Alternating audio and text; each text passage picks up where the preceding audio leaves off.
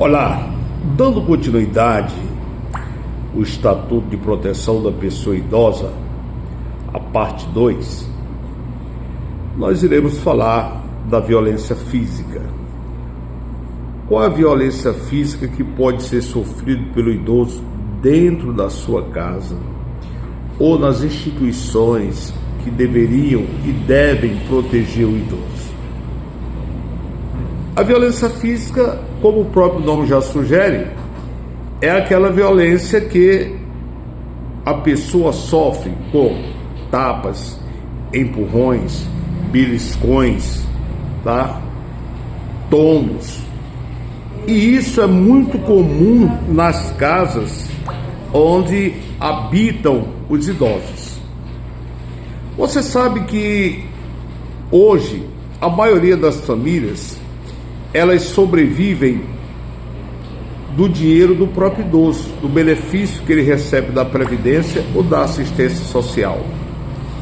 E com esse dinheiro é para manter, na maioria das vezes, toda a família é mantida por esse dinheiro. No entanto, é muito comum nas periferias e mesmo no centro da cidade, com essa onda de dependência química das pessoas. A pessoa que tem dependência química, ela quer extorquir o idoso.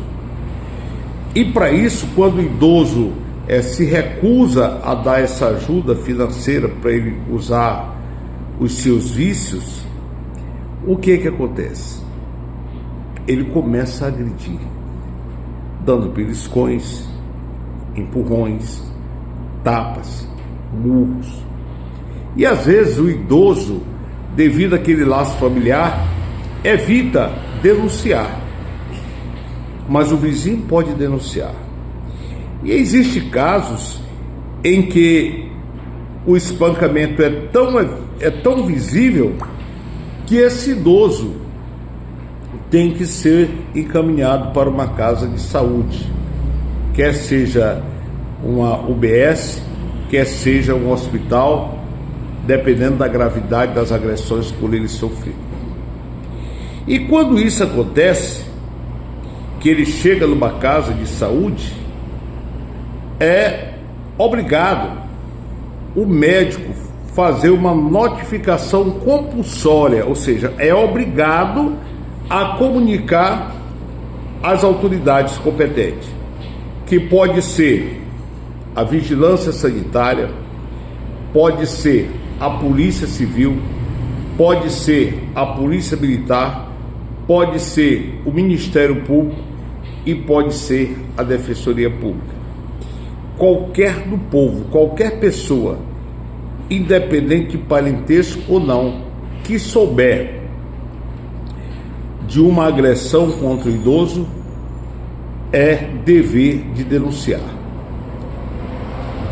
O médico é obrigado a fazer isso após examinar, e se ele constatar, porque às vezes o idoso, para proteger a família, ele ainda chega a dizer: não, foi eu que fui levantar, caí e bati com a cabeça no chão, bati com o rosto no chão, eu me machuquei, foi numa queda, isso aqui foi porque eu fui andando, aí eu cambaleei, bati num móvel e ficou essa mancha. Mas o médico, ele tem como saber quando uma pancada, quando uma lesão, ela é oriunda de uma queda ou oriunda de maus tratos. Tem gente tão perversa com o idoso que dá cascudo, dá beliscões. Mas todas essas lesões, elas devem estar descritas e comunicadas.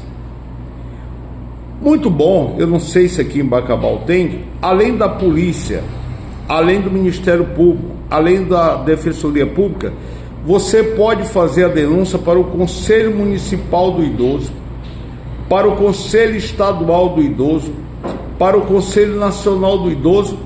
Existe o chamado Disque 100. O Disque 100 você liga e comunica aquela situação. Gente, não são poucas as vezes que os idosos começam a demonstrar os sintomas. ele fica entristecido, ele começa a ter vômitos, crises de... O idoso já é difícil de dormir. Aí mesmo é que você vê ele triste, ele se recusa a conversar com as pessoas, se recusa a comer. Isso são sintomas de que alguém dentro de casa ou de uma instituição que ficou de proteger o idoso, ele está sofrendo os maus tratos. É impressionante, né? A pessoa doa toda a sua vida, quando chega na velhice, dá o seu carinho pelos filhos, e depois, alguns que ficam dentro de casa maltratam, outros mandam para abrigos onde eles continuam sendo maltratados. São denúncias que nós não podemos aceitar, tá certo?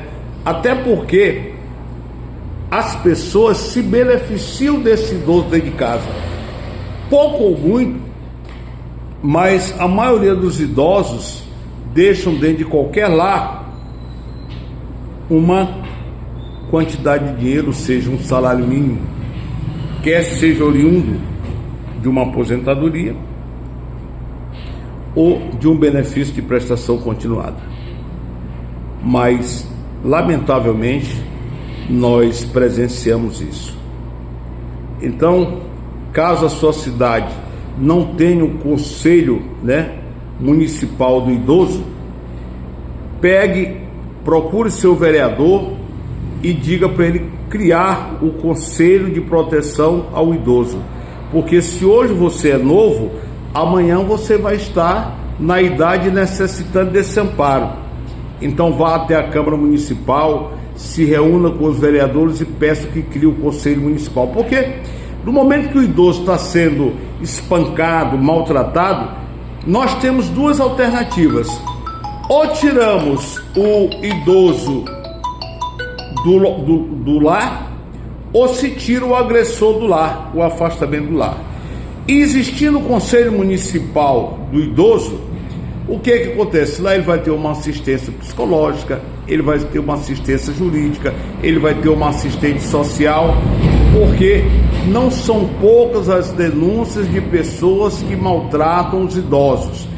E isso não pode continuar, porque quando você vê muitos dos casos, a violência chega tanto que os idosos chegam a ser mortos, ou então ficam com lesões graves e gravíssimas por conta da violência que vem sofrendo, ou dentro da sua casa, ou dentro das instituições que ficarem encarregadas de cuidar desses idosos.